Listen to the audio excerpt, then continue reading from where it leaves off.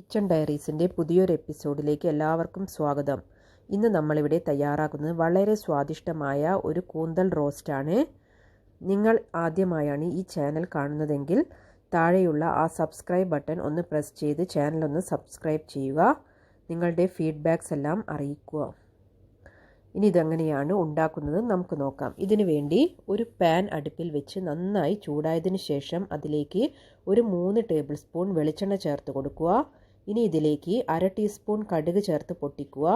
കടുക് നന്നായി പൊട്ടിയതിന് ശേഷം ഇതിനകത്തേക്ക് 2 സവാള അരിഞ്ഞത് ചേർത്ത് കൊടുക്കുക.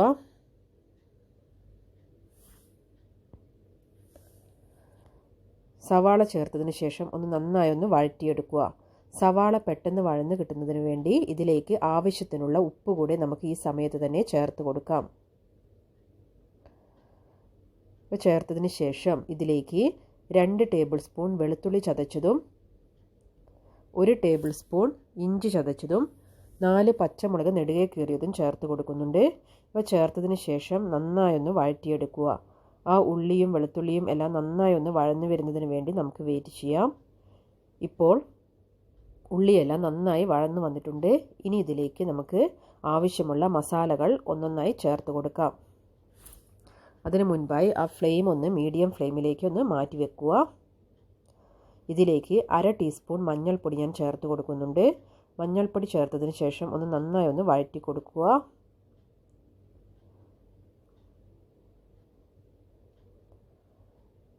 ഇനി ഇതിലേക്ക് 2 ടീസ്പൂൺ ചുവന്ന മുളക് പൊടി ചേർത്ത് കൊടുക്കുന്നുണ്ട്.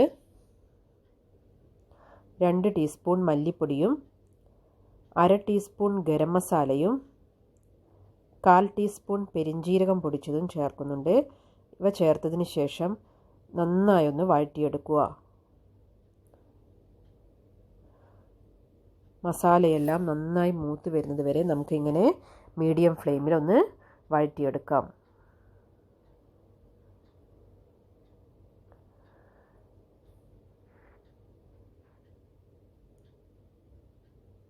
ഇപ്പോൾ നമ്മുടെ മസാലയെല്ലാം ആവശ്യത്തിന് മൂത്തിട്ടുള്ള നല്ലൊരു മണം തന്നെ വരുന്നുണ്ട്. ഇനി ഇതിലേക്ക് നമുക്കൊരു തക്കാളി കട്ട് ചെയ്തത് ചേർത്ത് കൊടുക്കാം.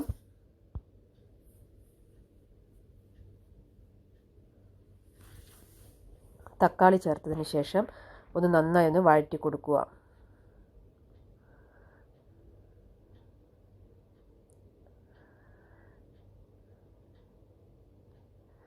ഇനി ഇതിലേക്ക് ഒരു 2 തണ്ട് കറിവേപ്പില കൂടി ഞാൻ ചേർത്ത് കൊടുക്കുന്നുണ്ട്.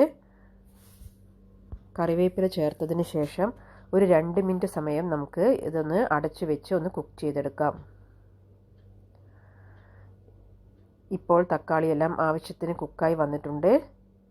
ഇനി ഇതിലേക്ക് നമുക്ക് കട്ട് ചെയ്ത് വൃത്തിയാക്കി വെച്ചിരിക്കുന്ന കൂന്തലിൻ്റെ പീസുകൾ ചേർത്ത് കൊടുക്കാം. ഇവിടെ ഞാൻ ഒരു നീളത്തിലാണ് കട്ട് ചെയ്തെടുത്തിരിക്കുന്നത്. നിങ്ങൾക്ക് ഇഷ്ടമുള്ള ഷേപ്പിൽ ഇത് കട്ട് ചെയ്തെടുക്കാവുന്നതാണ്. ഇവിടെ ഞാൻ 300 ഗ്രാം കൂന്തലാണ് എടുത്തിരിക്കുന്നത്. ഇത് കഴുകി കട്ട് ചെയ്ത് വൃത്തിയാക്കിയതിന് ശേഷമുള്ള അളവാണ് 300 ഗ്രാം എന്ന് പറയുന്നത്. ഇവ ചേർത്തതിന് ശേഷം നന്നായി മിക്സ് ചെയ്തെടുക്കുക. ആ മസാല കൂന്തലിൻ്റെ എല്ലാ ഭാഗത്തും ആവുന്ന വിധത്തിൽ നന്നായി മിക്സ് ചെയ്തെടുക്കുക.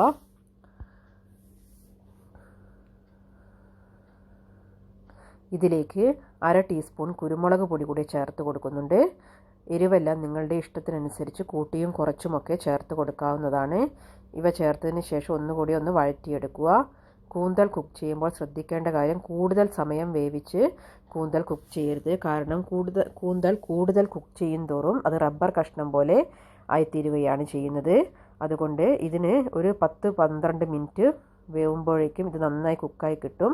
ഇതിലേക്ക് ഞാൻ വെള്ളമൊന്നും ചേർക്കുന്നില്ല. അടച്ചു വെച്ച് ഹൈ ഫ്ലെയിമിൽ 5 മിനിറ്റ് സമയം കുക്ക് ചെയ്തെടുത്തിട്ടുണ്ട്. ഇപ്പോൾ നിങ്ങൾക്ക് കണ്ടാൽ അറിയാം വെള്ളമെല്ലാം ഇതിൽ നിന്ന് തന്നെ ഇറങ്ങി വന്നിട്ടുണ്ട്. ഇനി തീ ഒരു മീഡിയം ഫ്ലെയിമിലേക്ക് മാറ്റിയതിന് ശേഷം ഒരു 8 മിനിറ്റ് സമയം കൂടി ഞാൻ കുക്ക് ചെയ്തെടുക്കുന്നുണ്ട്.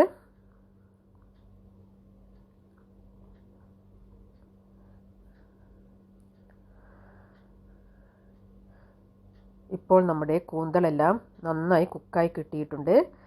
ഇതിൽ നിങ്ങൾക്ക് മസാല ഗ്രേവി ഇത്ര ആവശ്യമില്ല എങ്കിൽ നിങ്ങൾക്ക് തുറന്ന് വെച്ച് കുറച്ചുകൂടെ വഴറ്റി വെള്ളം വറ്റിച്ചെടുക്കാവുന്നതാണ്. ഞാനിത് ചപ്പാത്തിക്ക് കൂട്ടുന്നത് കൊണ്ട് കുറച്ച് ഗ്രേവിയിൽ തന്നെയാണ് യൂസ് ചെയ്യുന്നത്. ഇതിലേക്ക് ആവശ്യത്തിനുള്ള കറിവേപ്പില കൂടി ചേർത്ത് കൊടുക്കുക.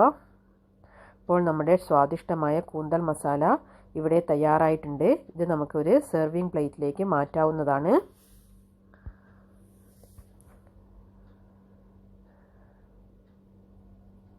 നിങ്ങൾക്കെല്ലാവർക്കും ഈ ചാനൽ ഇഷ്ടമായെങ്കിൽ ഒന്ന് ലൈക്ക് ചെയ്യുക, ഷെയർ ചെയ്യുക, സബ്സ്ക്രൈബ് ചെയ്യുക. ഇനിയും നല്ല റെസിപ്പിയുമായി ഞാൻ പിന്നെയും വരുന്നതാണ്.